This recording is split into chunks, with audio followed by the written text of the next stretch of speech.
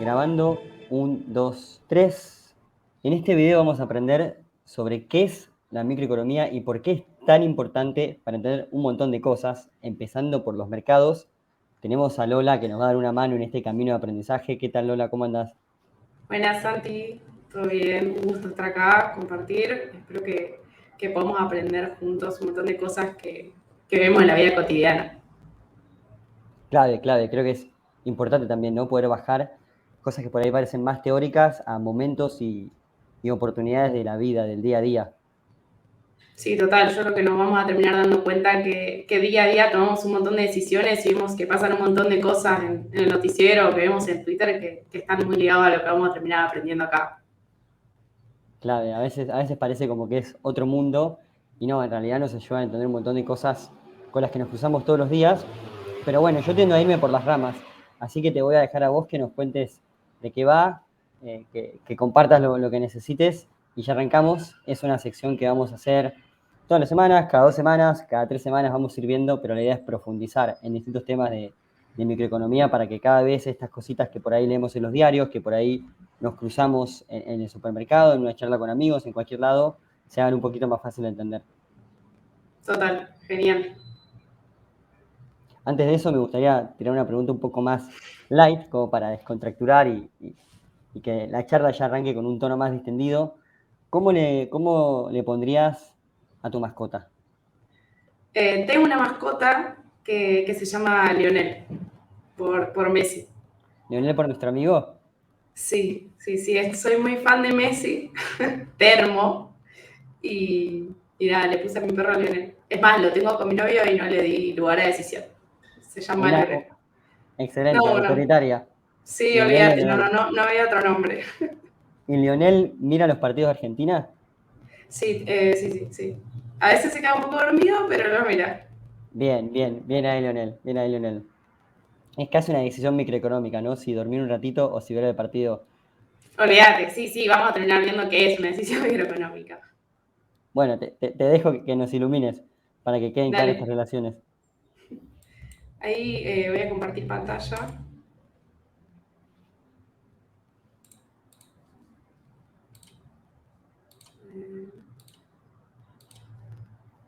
Ahí estamos. Ahí va, ahí agrego la pantalla. A mí me hizo muy mal mi primera clase de microeconomía, porque después quedé flasheado. Dije, wow, yo uso esto para pensar todo el tiempo y nunca me había dado cuenta.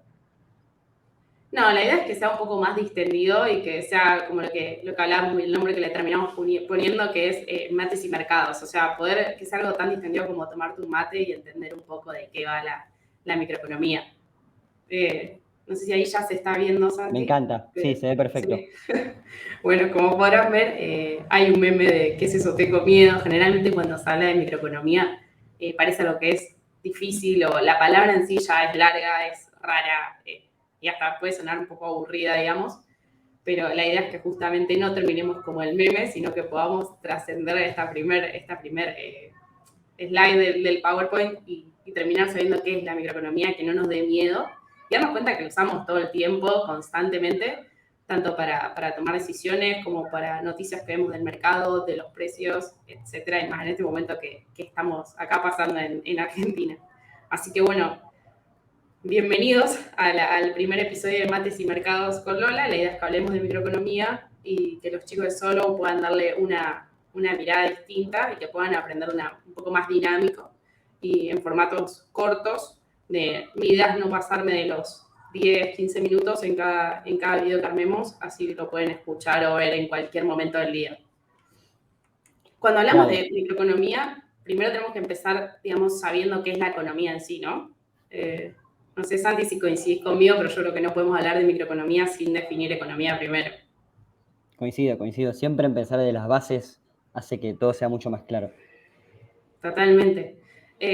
Yo acá traje una definición bien básica. Obviamente que si nos ponemos a profundizar y leemos libros y vamos a ver distintas teorías, seguramente encontremos un montón de definiciones de economía.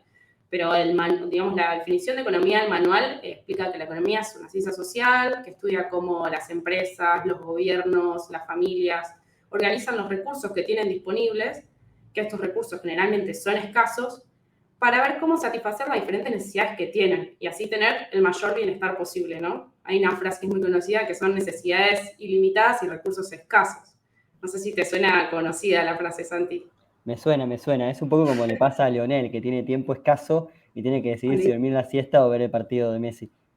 Sí, sí, generalmente cuando dentro de esas dos variables le presentas una tercera que es comer algo, comer bananas, zapallo o cualquier cosa, prefiere comer y las otras dos ya no importan más, digamos. Bien, bien, somos parecidos. Una eterna necesidad insatisfecha de comer siempre un poquito más. Sí. Nosotros vamos a entender, digamos, que la economía se centra en el comportamiento de los individuos, o en el caso de Lionel, del perro, digamos, y cómo interactúan con determinadas cosas que pueden suceder, digamos, y el efecto que determinados hechos pueden producirles. Por ejemplo, acá un ejemplo básico es el efecto que producen los precios, la producción, el consumo. Cuando todas estas cosas aumentan o disminuyen, a nosotros como consumidores nos afectan y tomamos decisiones distintas. Una vez que ya tenemos una definición básica de la economía, podemos entender que se divide en dos grandes grupos o dos grandes partes, que por un lado está la microeconomía y por otro lado está la macroeconomía, que creo que solo tiene alguna sorpresa preparada por el lado de la macroeconomía también. Me gusta el spoiler, me gusta el spoiler. Lo vamos a dejar ahí como para que haya suspenso, Dale, pero sí, se vienen cositas. se vienen cositas, vamos a decir. Y acá está el meme de qué interesante, cuéntame más, ¿no? Primero vamos a diferenciar qué es bien la macroeconomía y la microeconomía para después meternos ya de lleno en la microeconomía en sí.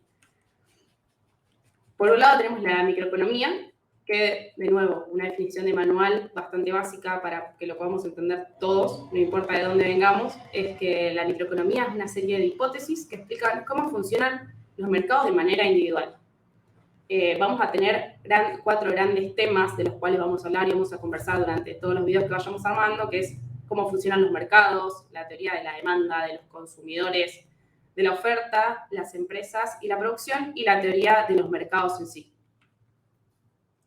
Y por otro lado, tenemos un grupo que solamente hoy vamos a dar la definición, que es la macroeconomía. La macroeconomía está constituida por hipótesis que explican el funcionamiento de una economía nacional o global. Son variables más grandes, más agregadas, que no nos van a explicar el comportamiento específico de una de las partes, como veíamos que sí va a ocurrir en la microeconomía, sino que acá en la macroeconomía vamos a ver el comportamiento según el mercado al que pertenecen, sino en función del contexto de una economía nacional. O sea, todo lo que pasa en la macroeconomía y todas las variables que vamos a ver son agregadas. No sé, Santi, si se te ocurre algún ejemplo de variables agregadas que puedan llegar a ver en macroeconomía.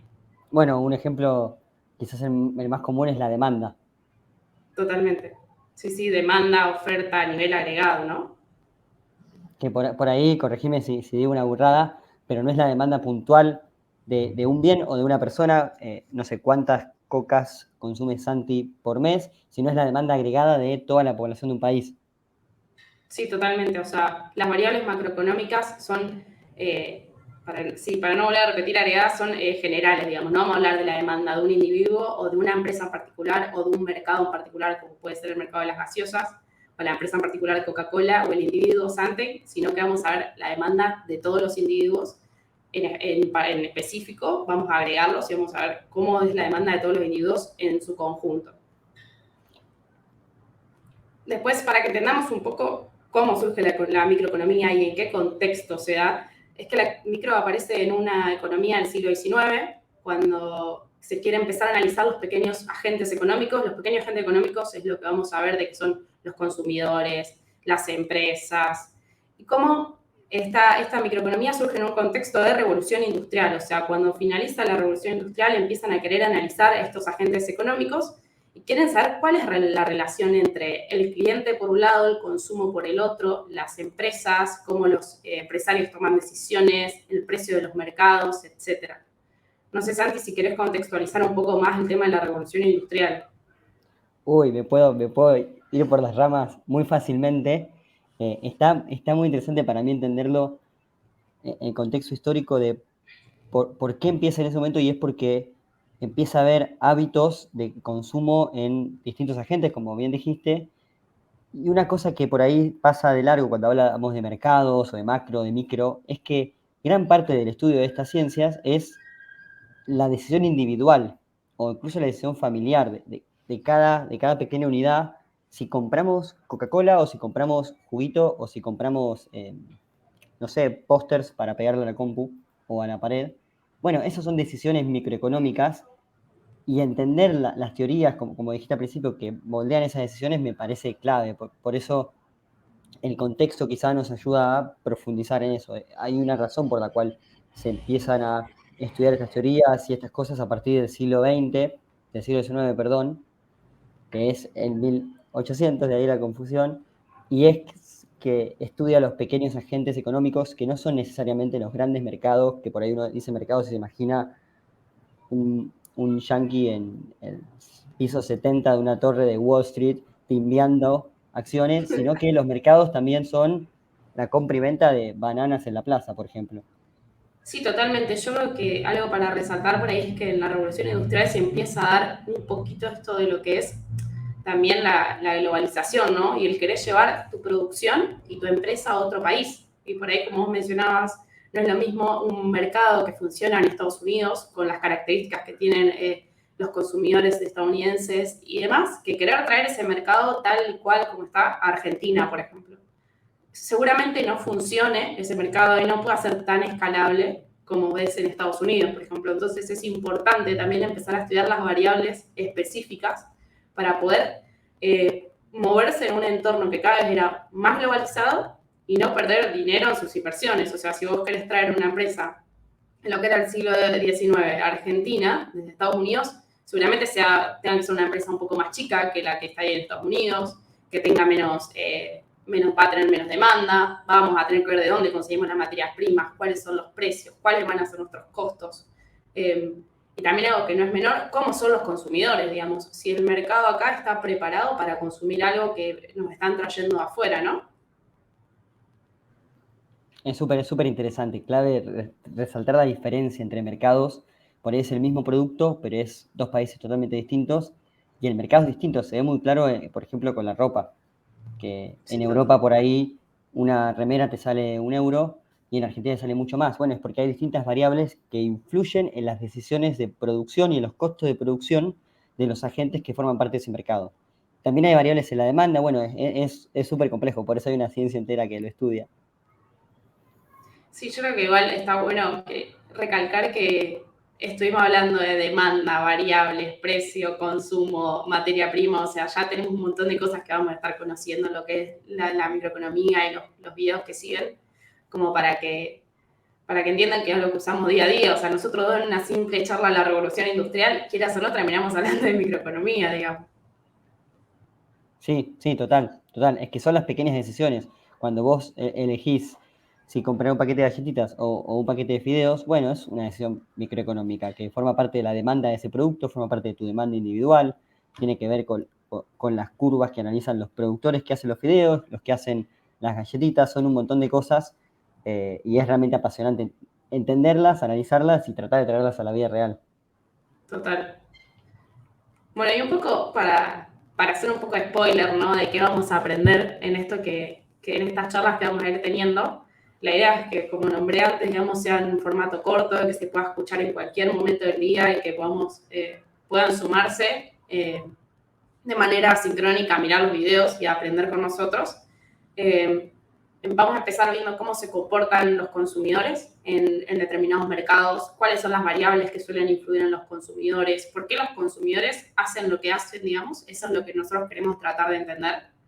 Después vamos a ir del otro lado, nos vamos a poner del lado del productor y vamos a ver por qué los productores hacen lo que hacen y deciden sobre precios, sobre materias primas, sobre producir tal cosa o tal otra, qué cantidad producir, etcétera. Una vez que conozcamos el consumidor y el productor, nos vamos a meter en donde estos dos interactúan, que son los mercados. Nos vamos a dar cuenta que existen distintos tipos de mercado y que cada mercado tiene su característica y vamos a terminar sabiendo cómo diferenciar los tipos de mercado. La idea es que cuando terminemos de ver las primeras tres unidades o teorías, vamos a poder tener unas herramientas como para decir, bueno, mira, tal mercado es así, así, así, los consumidores son así, él o los productores son así, así. Bueno, ahora podemos ver que este mercado tiene determinado nombre. Un caso muy conocido, por ejemplo, son los monopolios, ¿no? Y después, por otro lado, vamos a terminar viendo las regulaciones que afectan a estos mercados, que afectan a estos productores y que afectan a los consumidores. ¿Y para qué sirven las regulaciones? ¿Qué rol juegan en lo que son los mercados? Y por último, que es mi tema favorito, no sé el tuyo, Santi, pero vamos a terminar viendo un poquito de lo que es la teoría de los juegos, ¿no? Es un tema fascinante. Cuando hablamos de cripto, que hoy no hablamos mucho, pero vamos a ir metiéndonos un poquito más, hablamos siempre de incentivos alineados, ¿no? En Bitcoin, por ejemplo, los mineros tienen incentivo alineado a tratar de encontrar la solución correcta para publicar el bloque y a publicar solamente transacciones verdaderas. Bueno, son incentivos, lo mismo pasa en Ethereum y en la mayoría de los proyectos cripto exitosos. Eso es teoría de juegos. Para entender eso, primero hay que entender la teoría sobre el productor, sobre las decisiones individuales, sobre los mercados, así que de a poquito vamos a ir avanzando a lo que es realmente fascinante. Sí, yo creo que va a valer la pena que vayan siguiendo con el ritmo que puedan todas las unidades anteriores para llegar a lo que es teoría de los juegos con toda la teoría aprendida desde antes. Así no se pierden de entender nada del, para mí, el mejor tema. La idea es que todas estas cosas que vayamos aprendiendo las vayamos mezclando con cosas prácticas, más que nada en el mercado cripto, que es nuestra idea, ¿no? Un poco ir mechando lo que es la microeconomía con ejemplos que sean en el mercado cripto hoy en día. Así que bueno, esa sería un poquito la idea de que no solamente vamos a ver teoría, sino que también después de aprender las cosas vamos a ir llevándolos a la práctica y analizando casos que con Santi traigamos. Claro, es fascinante darte cuenta que detrás de una persona que elige comprar una shitcoin en vez de comprar Ethereum o Bitcoin hay una decisión microeconómica. Y me gusta mucho que dejemos la teoría de juegos y los sentidos para el final. Es como los spaces que te dicen el POAP al final para que tengas que llegar. Sí. Pero Sí, bueno, sí, yo vale creo la pena. que sí, va a valer la pena. Yo creo que estaría bueno también, Santi, mencionar que se pueden sumar al canal de Discord si todavía no están sumados, que también va a haber una sección ahí de micro que vamos a poder ir dejando las dudas y los comentarios para que vamos a estar respondiendo ahí de manera asincrónica en Discord, como para que tengan eso en cuenta también, ¿no? 100%. Sí, vamos a dejar el canal en la descripción, así como hacen todos los Dale. youtubers. Lo pueden ver ahí abajo. Y nada, nos vemos en Discord. Fue un gusto, Lola, tener esta charla y dar inicio a esta emocionante aventura. Dale, genial. Déjame mostrar mi meme Hermoso meme, del hermoso gatito. meme. Espero que Así Lionel no que se sí. ponga celoso. No, espero que no. No, está durmiendo, así que no lo veo. Perfecto. Decisión Pero así microeconómica. que, totalmente. Así que sí, nos encontramos en la próxima para empezar a ahondar un poquito en lo que es la microeconomía. Los invito al que no está sumado en Discord que se sume, así pueden dejar sus dudas y también ir viendo las otras cosas que se van a estar charlando también en los videos solo, que seguramente los van a enganchar y van a tener ganas de sumarse. Excelente. Nos vemos por ahí. Saludos a todos. Dale.